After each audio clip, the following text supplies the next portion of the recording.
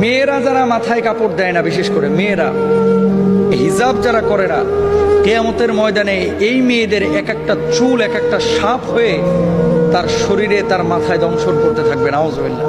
বড় কঠিন বিষয় ভাই। নামাজ পড়া ফরজ, রোজা করা ফরজ, হজ করা ফরজ, যাকাত দেওয়া যেমন ফরজ, পর্দা করা ছেলেদের এবং মেয়েদের তেমনই ফরজ। মনে রাখবেন, আল্লাহ তাআলা বলেছেন ওয়ালিয়াদরিবনা বিখুমরিহিন্না আলা জুয়ুবিহিন, মেয়েরা এমন একটা পোশাক মাথা থেকে পা পর্যন্ত ঝুলিয়ে দিবে যাতে করে তার শারীরিক আকার আকৃতি অবয়ব বোঝা না যায়। আজকে সামান্য একটু ফ্যাশন করার জন্য, নিজেকে জাহের করার জন্য, প্রেজেন্ট করার জন্য, মানুষের সামনে আমার সিল্কি চুলগুলোকে প্রকাশ করার জন্য আজকে আপনি যে পর্দার খেলাফ কাজটা করতেছেন, এই সিল্কি চুলগুলোই কিয়ামতের ময়দানে এক একটা ওই রাসেল ভাইপারের মতো আক্রমণাত্মক হয়ে যাবে। এই চুলগুলো আপনাকে মাথার উপরে দংশন করবে। কেন আমরা বুঝি না? ছেলেরা এবং মেয়েরা দুপক্ষকে পর্দা করতে হবে, চোখটাকে অবনমিত রাখতে হবে। মেয়েদের পর্দা তো পুরো শরীর, আর ছেলেদের পর্দা হচ্ছে নাভি থেকে নিয়ে হাঁটু পর্যন্ত।